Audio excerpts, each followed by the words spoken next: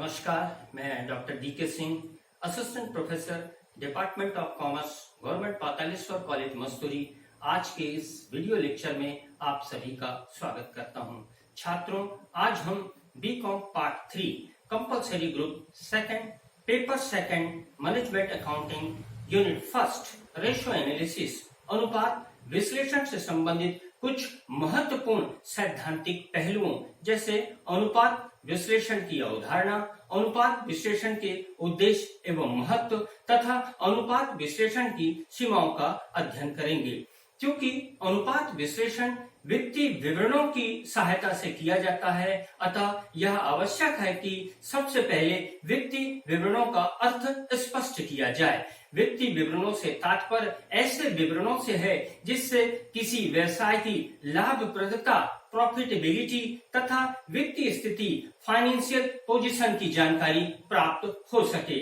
भारतीय कंपनी अधिनियम 2013 की धारा 240 के अनुसार वित्तीय विवरणों के अंतर्गत 5 प्रकार के विवरणों को शामिल किया जाता है।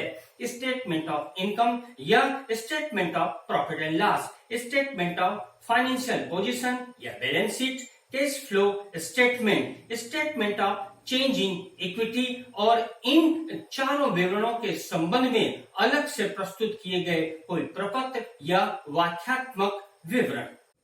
वित्तीय विवरणों के विश्लेषण एवं निर्वचन की अनेक रीतियां एवं तकनीकें हैं। अनुपात विश्लेषण इनमें सर्वाधिक प्रभावशाली, महत्वपूर्ण एवं प्रमुख तकनीक के रूप में सामने आई है। वास्तव में वित्तीय विवरणों में दिए गए समक निरपेक्ष होते हैं और सामान्यतः परस्पर जुड़े हुए भी नहीं होते हैं, अतः इनके आधार पर किसी व्यवसायिक संस्था की निष्पादन क्षमता एवं प्रबंधन कुशलता का उचित ज्ञान नहीं हो पाता है। वित्तीय विवरणों द्वारा प्रदत्त किसी समक का महत्व तभी होता है जबकि इसका किसी दूसरे समक के साथ संबंध स्थापित किए जाए। अतः अनुपात विश्लेषण वह तकनीक है जिसके माध्यम से विश्लेषक दो समकों के मध्य संबंधों का अध्ययन करता है। दूसरे शब्दों में हम कह सकते हैं कि अनुपात विश्लेषण वित्तीय विवरणों की मदों या मदों के समूह में परिमाणात्मक संबंध स्थापित करके वित्तीय विवरणों में दिए गए सूचनाओं को सरलीकृत, व्यवस्थित एवं संक्षिप्त रूप में प्रस्तुत करने का प्रयास है। अनुपात विश्लेषण की तकनीक का सर्वप्रथम प्रयोग अलेक्जेंडर वॉल ने सन 1919 में बैंकों की करंट रेशियो की नीति के आधार पर आलोचना करने के लिए किया था। अनुपात विश्लेषण के अंतर्गत अनेक प्रकार के अनुपात ज्ञात किए जाते हैं। प्रसिद्ध अनुपात विशेषज्ञ स्पेंसर एवं ट्रकर ने अपनी पुस्तक successful managerial control by ratio analysis में ऐसे 429 प्रकार के अनुपातों का विश्लेषण किया है। अतः सर्वप्रथम हमारे लिए यह आवश्यक हो जाता है कि इस बात की जानकारी प्राप्त करें कि अनुपात वास्तव में क्या है, अनुपातों को किस रूप में अभिव्यक्त किया जाता है तथा एक आर्थिक एवं औद्योगिक इकाई के लिए अनुपात विश्लेषण का क्या महत्व है और क्या अनुपात विश्लेषण की कुछ खामियां या सीमाएं भी हैं। तो आइए प्रारंभ करते हैं आज का वीडियो लेक्चर। अनुपात विश्लेषण का अर्थ दो संख्याओं के पारस्परिक संबंध को गणितीय रूप में प्रकट करना अनुपात कहलाता है। जब एक ही जाति की दो राशियों की तुलना करनी हो जिससे यह पता चल सके कि एक राशि दूसरी राशि का कितना गुना है या कौन सा भाग है या कितना प्रतिशत है, तो इस संबंध को उन दोनों राशियों का अनुपात कहते हैं। साधारण शब्दों में जब दो संख्याओं का परिमाणात्मक संबंध इस प्रकार ज्ञात किया जाए जिससे कि एक संख्या का दूसरी संख्या से संबंध दृष्टिगत होता हो तो इसे अनुपात कहते हैं। अनुपात केवल वित्तीय विवरणों से प्राप्त संख्याओं के संबंध को अंकगणितीय रूप में प्रदर्शित करने का साधन है, जबकि अनुपात विश्लेषण वित्तीय विवरणों की मदों एवं मदों के समूह में संबंध निर्धारण एवं प्रस्तुतिकरण की प्रक्रिया है। दूसरे शब्दों में अनुपात विश्लेषण वित्तीय विवरणों के विश्लेषण, तुलना एवं निर्वचन की प्रक्रिया है। यह एक ऐसी प्रक्रिया है जिसमें लेखांकन चरों के आधार पर विभिन्न अनुपातों की गणना की जाती है और उनके आधार पर निष्कर्ष निकाले जाते हैं जो प्रबंधकीय निर्णयन का आधार बनते हैं। अनुपातों की अभिव्यक्ति। अनुपातों को अभिव्यक्त करने के 4 तरीके हैं। एक, साधारण अनुपात के रूप में सिंपल रेशो। दूसरा, प्रतिशत के रूप में परसेंटेज। तीसरा, दर या इतने गुने के रूप में है रेट आर टाइम। और चौथा, अंश या भिन्न के रूप में फ्रैक्शन। पहला हम देखते हैं साधारण अनुपात या शुद्ध अनुपात के रूप में। इसमें दो मदों के मध्य संबंध को सीधे अनुपातिक रूप में व्यक्त किया जाता है। यह अनुपातिक संबंध एक मद की संख्या में दूसरी मद की संख्या को भाग देकर ज्ञात किया जाता है। जैसे यदि किसी संस्था की चालू संपत्तियां 16,000 एवं चालू दायित्व 8,000 की है तो चालू संपत्तियों का चालू दायित्व से अनुपात होगा current assets upon current liabilities.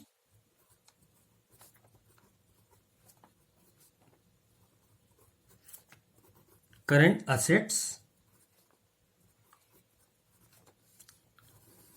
Upon current liabilities.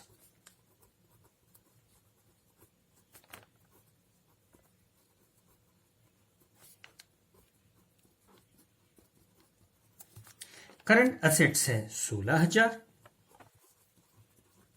और करंट लायबिलिटीज है 8,000। तो चालू संपत्तियों का चालू दायित्व से अनुपात हुआ 2:1, अर्थात फर्म में 1 रुपए की चालू दायित्वों के लिए 2 रुपए की चालू संपत्तियां हैं। दूसरा, प्रतिशत के रूप में। इसके अंतर्गत 2 मदों की संख्याओं के भागफल को 100 से गुणा करके दिखाया जाता है। जैसे यदि किसी संस्था की बिक्री 80,000 रुपए एवं सकल लाभ 20,000 हो तो बिक्री पर सकल लाभ का प्रतिशत होगा gross profit divided by sales into 100। Gross profit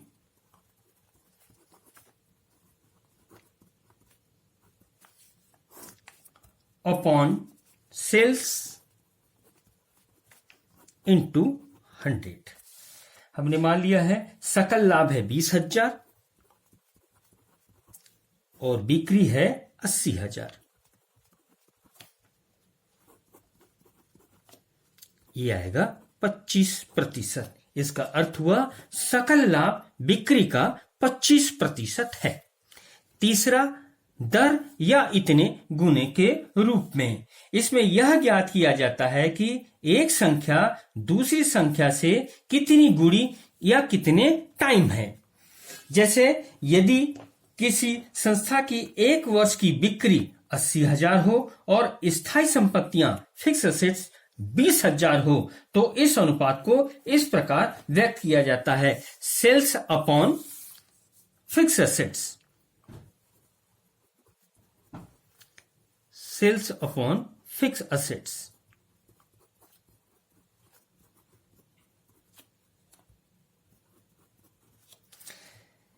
sales है 80,000 और फिक्स असेट्स है 20,000। तो ये कहेंगे 4 टाइम या 4 गुना। 4 गुना। इसका अर्थ हुआ कि स्थायी संपत्तियों की तुलना में बिक्री 4 गुनी है। और चौथा तरीका है अंश या भिन्न के रूप में। इसमें 2 मदों के मध्य संबंध को अंश या भिन्न के रूप में प्रदर्शित किया जा सकता है। यदि किसी संस्था की पूंजी 1 लाख रुपए हो और शुद्ध लाभ नेट प्रॉफिट 20,000 हो तो इस अनुपात को इस प्रकार ज्ञात किया जा सकता है net profit divided by capital. Net profit upon capital. Net profit है 20,000 और कैपिटल है 1,00,000, 1/5। तो इसका अर्थ हुआ शुद्ध लाभ पूंजी का 1/5 भाग है। अनुपात विश्लेषण के उद्देश्य या महत्व। अनुपात विश्लेषण वित्तीय विश्लेषण का महत्वपूर्ण यंत्र है जिसका मुख्य उद्देश्य व्यवसाय की तरलता, लिक्विडिटी, शोधन क्षमता, सॉल्वेंसी, क्रियाशीलता, एक्टिविटीज तथा लाभप्रदता, प्रॉफिटेबिलिटी का गहन विश्लेषण व क्रॉस सेक्शनल एनालिसिस, क्रॉस वर्गीय विश्लेषण अर्थात किसी फर्म के अनुपातों की तुलना उसी उद्योग की कुछ चुनी हुई फर्मों के अनुपातों से करने के लिए सूचना प्रदान करना, और टाइम सीरीज एनालिसिस, समय या काल विश्लेषण अर्थात किसी फर्म के वर्तमान अनुपातों की इसी फर्म के पिछले अनुपातों से तुलना करने के लिए सूचना प्रदान करना है। अनुपातों के तुलनात्मक अध्ययन के आधार पर व्यवसाय की प्रगति या अवनति के बारे में अनेक महत्वपूर्ण निष्कर्ष निकाले जा सकते हैं। अनुपातों की सहायता से बड़े बड़े अंकों या अंक समूहों को सरल व संक्षिप्त करना संभव हो जाता है। इस कारण इनमें निहित अर्थों को आसानी से समझा जा सकता है। अनुपातों के आधार पर संस्था से संबंध रखने वाले बाहरी पक्षों जैसे विनियोक्ता, अंशधारी, ऋणदाता, पूर्तिकर्ता, लेनदार तथा सरकार आदि को संस्था की आर्थिक स्थिति की मजबूती अथवा कमजोरी की जानकारी मिल जाती है। प्रबंधक वर्ग के लिए भी अनुपातों का प्रयोग उसके आधारभूत कार्यों जैसे पूर्वानुमान, नियोजन, समन्वय, नियंत्रण एवं संवहन में सहायता पहुंचाता है। इसके अतिरिक्त अनुपात विश्लेषण के अन्य उद्देश्य एवं महत्व इस प्रकार हैं। सबसे पहले वित्तीय विवरणों के विश्लेषण में सहायक। अनुपात विश्लेषण वित्तीय विवरणों के विश्लेषण में अत्यंत सहायक है। बैंक, ऋणदाता, नियोक्ता आदि अनुपातों की सहायता से किसी संस्था के स्थिति विवरण, बैलेंस शीट एवं आय विवरण या लाभ हानि विवरण, statement of profit and loss का विश्लेषण करके उस संस्था के बारे में पूरी जानकारी प्राप्त कर लेते हैं। दूसरा, लेखांकन संख्याओं का सरलीकरण। अनुपात विश्लेषण द्वारा लेखांकन आंकड़ों को सरल व संक्षिप्त रूप प्रदान किया जाता है जिससे उसे आसानी से समझा जा सके। तुलनात्मक अध्ययन में सहायक। यदि एक फर्म अपनी वित्तीय स्थिति और लाभों की तुलना किसी अन्य फर्म से करना चाहे तो ऐसी तुलना अनुपातों की सहायता से की जा सकती है। इसी प्रकार यदि एक फर्म चालू वर्ष के आंकड़ों की तुलना अपने ही गत वर्ष के आंकड़ों से करना चाहे तो उसके लिए भी अनुपात अत्यंत उपयोगी सिद्ध होते हैं। व्यवसाय की कमजोरियों के निर्धारण में सहायक। फर्म अपने गत वर्षों के अनुपातों का चल वर्ष के अनुपातों से तुलना करके व्यवसाय के कमजोर या दुर्बल स्थानों का पता लगा सकती है और उन कमजोरियों को दूर करने का प्रयास भी कर सकती है।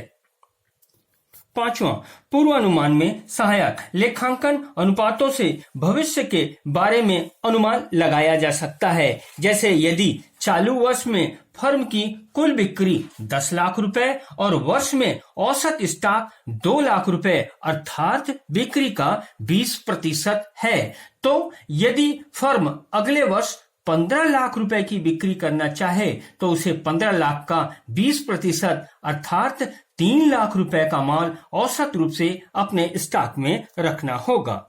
छठवां, व्यवसायिक प्रवृत्ति का पूर्वानुमान। अनेक वर्षों के अनुपातों के आधार पर यह ज्ञात किया जा सकता है कि संस्था की वित्तीय स्थिति अनुकूल है या प्रतिकूल। उदाहरण के लिए कोई विशेष अनुपात सामान्य अनुपात से कम हो सकता है किंतु प्रवृत्ति वृद्धि की ओर हो सकती है। इसके विपरीत वर्तमान स्तर यदि संतोषप्रद दिखाई देता है किंतु प्रवृत्ति गिरावट की ओर भी हो सकती है। सातवां, वित्तीय सुदृढ़ता का अध्ययन। अनुपात विश्लेषण यह बात बिल्कुल स्पष्ट हो जाता है कि तरलता, शोधन क्षमता व लाभदायकता की दृष्टि से व्यवसाय कैसा है, अर्थात अनुपातों की सहायता से अलग अलग दृष्टिकोणों से व्यवसाय के स्वास्थ्य का अध्ययन किया जा सकता है। और आठवां एवं अंतिम, प्रभावशाली नियंत्रण। लेखांकन अनुपातों की गणना के पश्चात उनके प्रमाप या मानक स्तरों से तुलना करके विचरण वेरिएशन ज्ञात किए जा सकते हैं तथा उन विचरणों के समाधान के लिए उचित कार्यवाही की जा सकती है। इस प्रकार अनुपात विश्लेषण प्रबंधकीय निर्णयन का महत्वपूर्ण उपकरण सिद्ध होता है। अनुपात विश्लेषण की सीमाएं। अनुपात विश्लेषण व्यावसायिक संस्थाओं के वित्तीय मूल्यांकन का एक उपयोगी साधन है, किंतु जहां एक ओर इसकी उपयोगिता प्रमाणित होती है, वहीं दूसरी ओर इसके उपयोग की कुछ सीमाएं भी है। यदि इन अनुपातों का प्रयोग गलत तरीके से किया जाता है तो परिणाम भी अशुद्ध एवं भ्रमात्मक होंगे। अतः विश्लेषक को अनुपातों के आधार पर विश्लेषण करते समय इनकी कुछ कमियों और सीमाओं को ध्यान में रखना नितांत आवश्यक है। ऐसी कुछ महत्वपूर्ण सीमाएं इस प्रकार हैं। पहला, अशुद्ध आंकड़े होने पर अनुपात भी अशुद्ध होंगे। अनुपात उन आंकड़ों पर आधारित होता है जो आय या लाभ हानि के विवरण और स्थिति विवरण में दिए हुए होते हैं। अतः ये उस सीमा तक अशुद्ध होंगे जिस सीमा तक वे आंकड़े अशुद्ध हैं जिनके आधार पर ये ज्ञात किए जाते हैं। उदाहरण के लिए, यदि अंतिम स्टॉक का अधिक मूल्यांकन कर लिया गया है तो न केवल लाभ अधिक निकल आएगा बल्कि वित्तीय स्थिति भी अच्छी होगी। जब तक आय का विवरण और स्थिति विवरण विश्वसनीय नहीं होंगे तब तक इनके आधार पर ज्ञात किए गए अनुपात भी विश्वसनीय नहीं होंगे। दूसरा, मूल्य स्तर में परिवर्तन के कारण अनुपात कम महत्वपूर्ण हो जाते हैं। मूल्य स्तर में परिवर्तन होते रहते हैं, अतः किसी फर्म के पिछले वर्ष के अनुपातों की तुलना इस वर्ष के अनुपातों से नहीं की जा सकती। जैसे किसी फर्म ने 2018 में 1000 मशीनें 10 लाख रुपए में विक्रय किया और इसी फर्म ने 2019 में फिर ठीक इसी प्रकार की 1000 मशीनों का विक्रय किया, परंतु मुद्रास्फीति के कारण मशीनों का विक्रय मूल्य 15 लाख रुपए थी। अनुपातों के आधार पर यह निष्कर्ष निकाला गया कि फर्म की बिक्री में 50% की वृद्धि हो गई, जबकि वास्तव में कोई वृद्धि नहीं हुई है। अतः अनुपातों का अध्ययन करते समय मूल्य स्तर में हुए परिवर्तनों के आधार का समायोजन कर लेना चाहिए। तीसरा, वास्तविक आंकड़ों की अनुपस्थिति में लेखांकन अनुपात भ्रम पैदा कर देते हैं। उदाहरण के लिए, एक्स कंपनी ने 2018 में 10 लाख मीटर कपड़े का उत्पादन किया और 2019 में 15 लाख मीटर कपड़ों का उत्पादन, तो इसके उत्पादन में 50% की वृद्धि हुई, जबकि वाई कंपनी ने 2018 में 10,000 मीटर कपड़े से 2019 में उत्पादन बढ़ाकर 20,000 मीटर कर लेती है, तो इसके उत्पादन में 100% वृद्धि हुई। यदि इन दोनों कंपनियों के उत्पादन की तुलना अनुपातों के आधार पर करें तो ऐसा प्रतीत होता है कि वाई कंपनी एक्स कंपनी से अधिक सक्रिय है, जबकि दोनों फर्मों के आकार में अंतर के कारण ऐसा सोचना केवल भ्रम है। अतः अनुपातों के साथ साथ वास्तविक आंकड़ों का अध्ययन भी आवश्यक है। चौथा, प्रदर्शन कला, विंडो ड्रेसिंग। कई कंपनियां स्थिति विवरण की तिथि के तुरंत पहले अपने स्थिति विवरण में इस प्रकार का परिवर्तन कर लेती है कि महत्वपूर्ण तथ्य एवं सच्चाई गुप्त रहे। जैसे एक कंपनी की चालू संपत्तियां, करंट असेट्स 2 लाख रुपए है और चालू दायित्व 1 लाख रुपए का। इस प्रकार इसका चालू अनुपात 2:1 होगा, जो कंपनी की तरलता की अच्छी स्थिति को प्रकट करता है।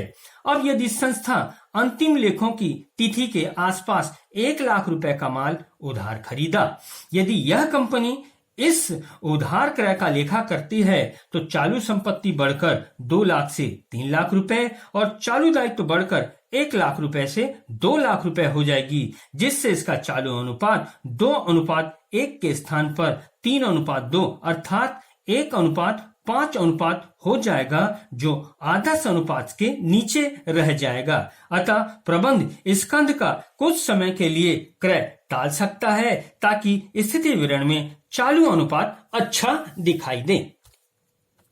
5वां, निर्धारित प्रमापों का अभाव। व्यवहार में विभिन्न शब्दों जैसे चालू पूंजी, प्रयुक्त पूंजी आदि की परिभाषाओं में एक रूपता नहीं रहती। जैसे कुछ कंपनियां चालू पूंजी से आशय शुद्ध चालू संपत्तियों अर्थात current assets minus current liabilities, चालू संपत्ति ऋण चालू दायित्व से लेती है, जबकि कुछ कंपनियां केवल चालू संपत्तियों को योग को ही चालू संपत्ति या चालू पूंजी मानती है। इसलिए एक संस्था के अनुपातों की तुलना दूसरे संस्था के अनुपातों से या संपूर्ण उद्योग से नहीं की जा सकती।